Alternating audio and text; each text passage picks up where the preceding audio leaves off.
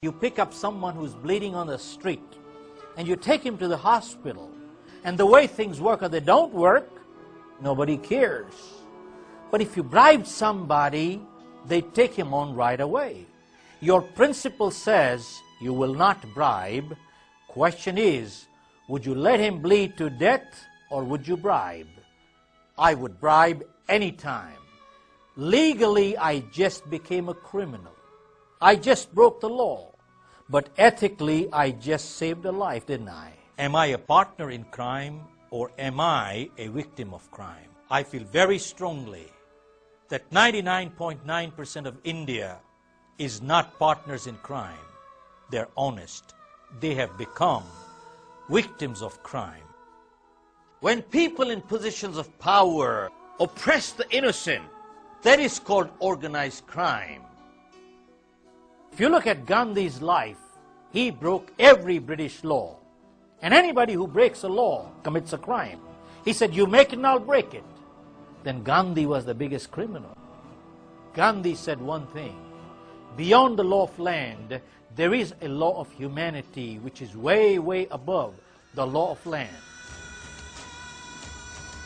Mahatma Gandhi, in an address in Madras 1920, said, cooperation is the duty only as long as the government protects our honor. Non-cooperation is an equal duty when the government, instead of protecting, robs us of our honor. Samuel Johnson once said, patriotism is the last refuge of scoundrels. Well, he was right. If scoundrels wear the cloak of patriotism, well then, that is nothing but hypocrisy. For every 1,000 scoundrels, there is one patriot like the Gandhi and the Mandela and Lee Kuan Yew.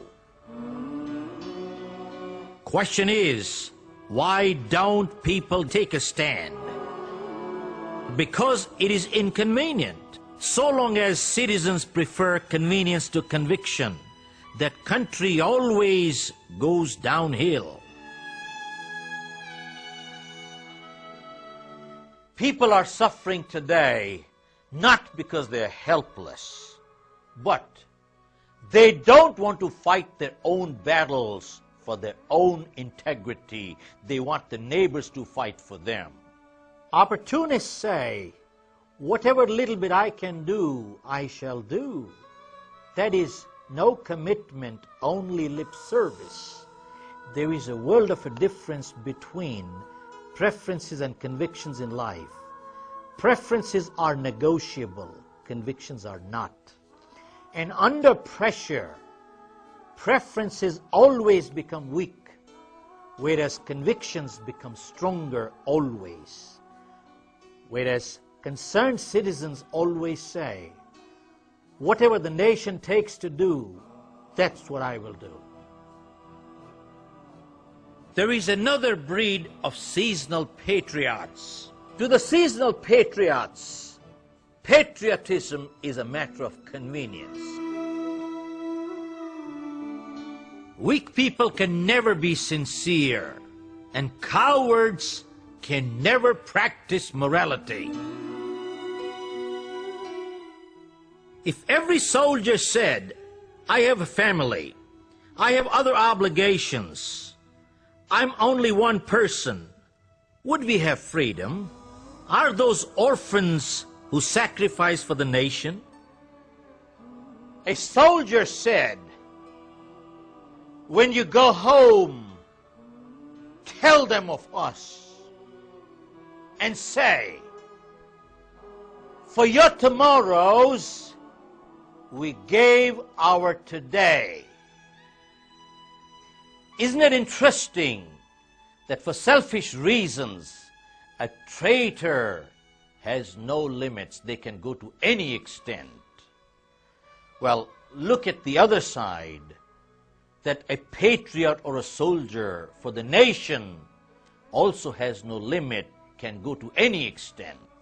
I wish there was a law where traitors were not allowed to touch the national flag and disgrace it. And I wish a traitor's blood ought not ever to be given to a soldier or a patriot. There are three things that are hurting our society. One, jealousy. Jealousy says people are not fed up with their own problems. Their own problems don't bother them as much as other people's successes bother them, which means people don't want to lift themselves up, but they want to pull others down. People who are jealous in nature, they stab you in the back and they come and sympathize in front of you. The second is fatalistic attitude. People say, whatever is written in my stars, my horoscope has to happen. There is nothing I can do. I am totally helpless. History shows very clearly, anybody who has to do anything in life, they do it in spite of problems, not in absence of. And people who don't have to do it, you give them everything in life, they will still not do it. The third is the indifferent behavior, where people say, so long as it's not happening to me, who cares? All three behavior patterns come from an inferiority complex. Folks, many times you hear anger is a weakness. And if you go through history, no change ever took place till somebody got angry. When the Britishers threw Mahatma Gandhi out of the compartment and he was lying on the platform, he got so angry that day. He said, you threw me out of this compartment, watch, I'll throw you out of this country. What did he do? He converted his anger into a resolution. His greatest weakness in life became his greatest strength. And folks, isn't it time that every concerned citizen got angry against injustice and corruption today? It's never the activity of rascals that destroys a society, but always the inactivity of the good people that does it. What a paradox! If they were really good, would they be inactive? And if injustice is happening to your neighbor and you can sleep, wait for your turn, you are next. Many times we hear people saying, I want to stay away from politics because politics is a dirty game. Well, my answer is, there is no dirty game, there are only dirty players, that's all. The air we breathe is the result of politics. The water we drink is the result of politics. The medicine we eat is the result of politics. The education our kids get is the result of politics. By not getting involved, you are already involved. All forms of philanthropy are worthy of respect. While many philanthropic organizations provide free ambulance services to heart attack victims, but what about those who are giving heart attacks to others? Organizations set blood donation camps. What about bloodsuckers? If we want to see a better India, we need to do three things. Every citizen must become a soldier for the nation. A soldier